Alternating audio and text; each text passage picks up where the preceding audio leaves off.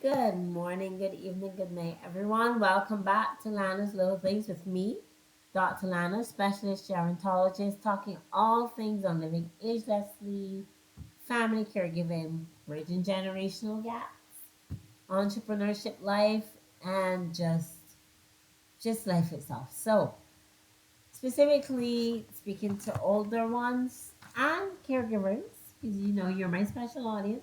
How was your week?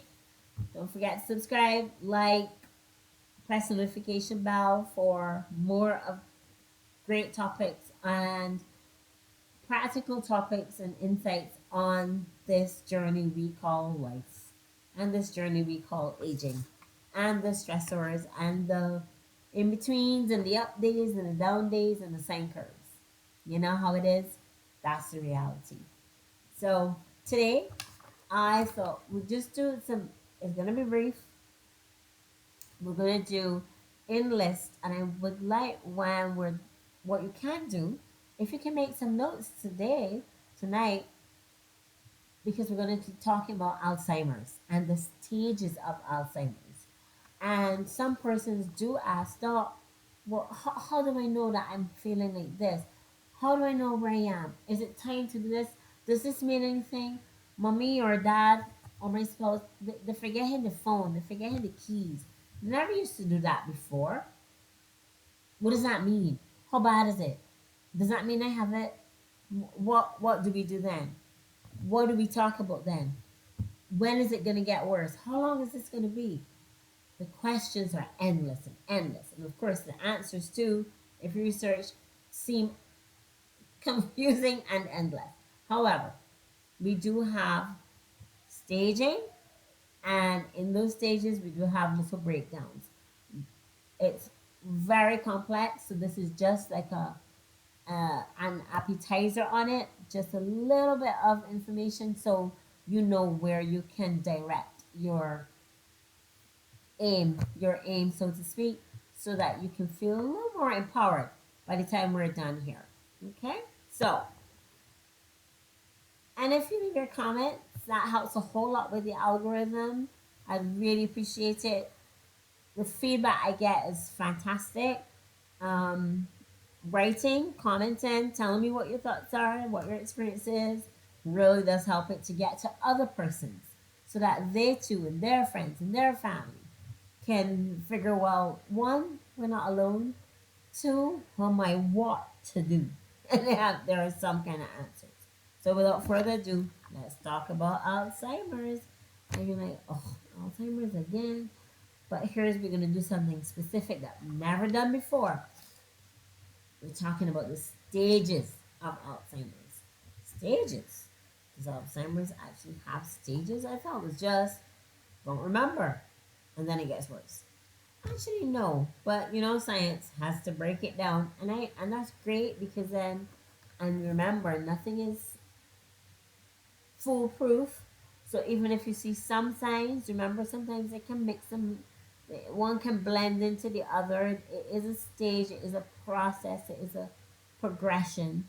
So even if your loved one, spouse, relative, whatever they may have, it may seem to be precisely this. Medicine is not going to follow the nice, neat patterns that we think it will. But it's a fantastic guideline. So here we go. And this was developed by Dr. Let me just make sure I get it right. Dr. Barry Reisberg, Reisberg. And he did the what is called now the Global Deterioration Scale. Yes, he came up with the term, and let me tell you, it's such a relief to know that we have something that we can measure. All right, so and then they're broken down. There's 7 stages, and each stage is broken down to 1 to 3, then 4 to 7. But within that 4 to 7, there's things start to change from stage 5, and then in stage 6, 6 is broken down into a few more subsets. 7 is broken down into a few more subsets. So I'm not going to do the details of everything here. This is just to kind of, uh, for those of you who know, a gentle reminder. For those who weren't aware, oh, that's why that's happening. And it really does give you some kind of autonomy when you're speaking to your family doctor or your family gerontologist, like myself, or geriatrician, to say, well, could it be this stage? And what do you do then? Because that's really what's important. We, you know, the level of helplessness and things that you feel when you're dealing with someone with Alzheimer's can just be off the charts, and you really don't know, okay, what do I do now? All right, so here we go. So stage one, and that goes with any age. And remember, the definition of an older person is 60, depending on where you go, or 65 and older. But generally, at any age, I start to get older, and that sets in. But generally, at any age, all of us with no cognitive, no mental, no memory impairment are all classified as stage one. Yay, stage one, normal, no going on there. Then we're going to stage two. Now that's subjective memory loss. Again, the keys. Where I put the keys? Put the keys right there. Where can I find the keys? And they've just put it there. Where's my phone? Where's it's usually the keys, but where's the book I was reading? So you're saying all this is age related forgetfulness. And that tends to be starting from over 65. Uh Names are not as easy to remember. Different terms we use for this. However, the widely acceptable term for stage two is what the person is really, they feel they're not remembering and they notice it. So it's subjective for them. So subjective cognitive decline. Maybe none of us can see it yet, but the person starts to feel, I'm not remembering like the things I used to remember. I'm seeing a face and I can't remember the name. That sounds familiar? If you're an older person, does that sound familiar? You might just be stage two. Okay, here we go. Stage three, that progresses. Mild cognitive impairment now. So we go from just age related forgetfulness into something is wrong with the processing of the brain, the executive functions that it has to go on. And that starts to impair. That becomes impaired. So we're still one to three. We're on stage three. What happens then is the person starts to repeat things. And we know this. Mom says, or dad, or whoever,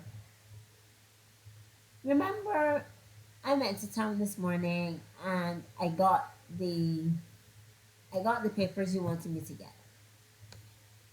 An hour and a half later, I went to town and got the papers you wanted me to get.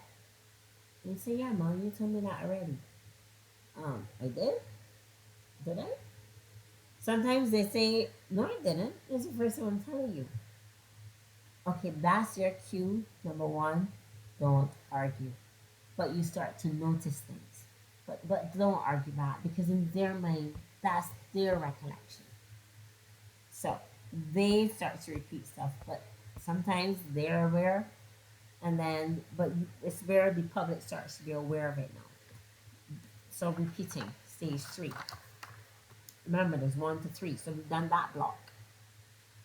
4 to 7 are where it starts to get deeper. So 4 is moderate cognitive decline now, or what we start to call mild dementia. Can we define it like that? Yes, we can start to go into the Alzheimer's realm when we're talking about stage 4 going forward. And what happens in stage 4? It's kind of like the most common is your intricate, complex activities of daily living. Then we mentioned executive function. So paying the rent, paying the bills. Sometimes bills have come and they're like, but I paid that. Nope, overdue. And they're certain they paid it. But if you keep an eye on them and if they're with someone, if they're with friends especially, No, no, that didn't happen. Imagine if the person lives alone, bills pile up. Sometimes electricity has been cut off, water has been cut off, has been removed by the company, the telephone has been cut off, and sometimes it's only when they come to tell you, "Oh, these are off," but I paid all the bills, and then you check to, excuse me, to see, no, actually it's overdue. Is that because they're refusing to pay the bills? No. You know them. They've been paying all their life. But they're starting to forget that. Those details, those things they took care of themselves. Time time out here. Because it's not ego, it's pride. It's shame. It's guilt. It's what is wrong with me. But I don't want to let anyone know. And that can sometimes start, that's where the friction starts to come with families. Because sometimes, honestly, you think they're doing it on purpose. Sometimes they're so clear, so lucid, so with it, talk so clearly. And then some days, and when, especially when they're with one or two family members, you're like, is this the same person? Are you sure you're forgetting? So it can be deceptive. Please, I beg you, it's hard. And I haven't seen it myself personally. I haven't gone through it and heard what caregivers say. It's hard. It starts to become very distressing. Bear in mind, this is not the true self. This is what is happening with the deteriorating brain. So we are at stage 4. We can start to say this is kind of Alzheimer's. Stage 5 is moderately severe cognitive decline. Now, what happens now? You can say this is moderate dementia, moderate Alzheimer's disease. It's progressing. So, what happens then?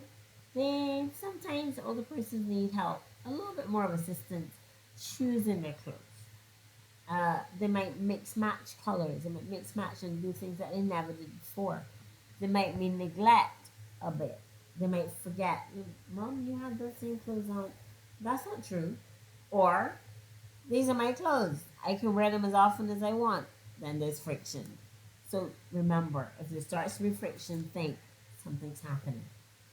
But they can generally, this is a warning, they can generally not manage it anymore on their own.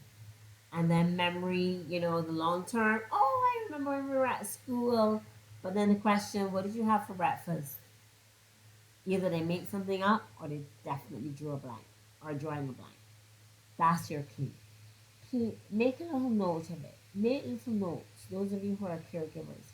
Because it helps when the doctor is like, when did this start? What did you notice first? What's happening? What can they do now?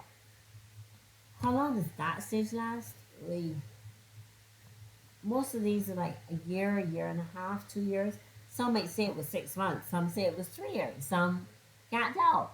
But it's usually not very long. But it still varies. So the average is about a year and a half. And we're going into stage 6, which again has been split into what is E? Five. 5 stages. So stage 6 is about 5 subsets. Each one progressively more. This person's not remembering names, not being able to dress themselves, choose their clothes. I mean, the assistance to the bathroom, definitely undressing. Remember too, there may be non-communicable diseases such as hypertension, diabetes. We spoke about this when we spoke about frailty. All these things can be adding up. So, uh, be gentle. Be gentle with yourself if you're a caregiver. Be gentle with yourself if you're an older person. You're not certain. Be gentle. Be just be gentle. Just it's hard, and sometimes you really need to take a deep breath. It's very distressing. Sometimes you need to just go in a corner and have a little bit of a cry because this is no longer the person that you know. That's perfectly understandable. This is a progression. Doctors still don't understand what's going on. So we try and figure out and research as much as possible, but we at least have something to go with. How long does that last? 2 years, 3 years, depends. So 6A to 6E can be all sorts of things progression. Now we come finally to stage 7. Now that goes into E as well. 7E, A to E. And that's severe. They need complete assistance. Sometimes it's come to the point where they just can utter one syllable, or sometimes they may hum with you, or they're totally nonverbal and they start to get stiff. So it feels as though they're fighting you, but really the muscles and the brain's connection to tell the muscles to move is not there anymore. So it feels as though when you're trying to help them to bathe or dress, that is stiff or they're not moving or they're not helping. Actually, they can't. So again, be kind with yourself. It's not your fault. It's not anyone's fault. It's par for the course. How long does this happen? 7 can go into 7F actually, which is kind of like really, really bad. Because generally persons then succumb because they're so ill, they're so frail. The brain has lost so much of its matter of function that it can no longer tell the organs what to do. It can no longer tell the immune system what to do.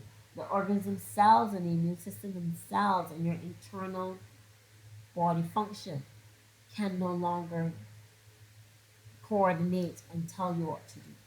And so often persons succumb to pneumonia. Now, that's stage 7F. So we've gone through it, I know, a bit quickly. You can feel free to go back over this.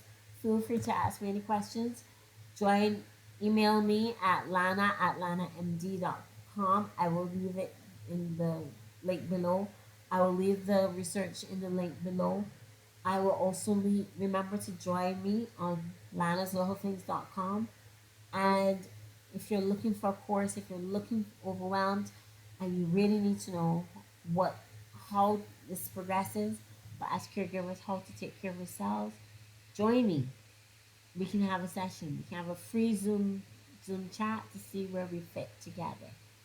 From my heart to yours, this is a process. It's not a it is a disease process. Aging is a process. Then Alzheimer's uh, is not a pleasant sight.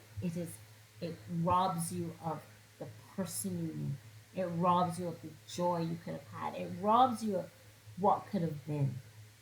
But let's remember what was and let that put a smile on your face. From my heart to yours, Dr. Yan is saying it's one day at a time. Literally sometimes it's 1 hour at a time.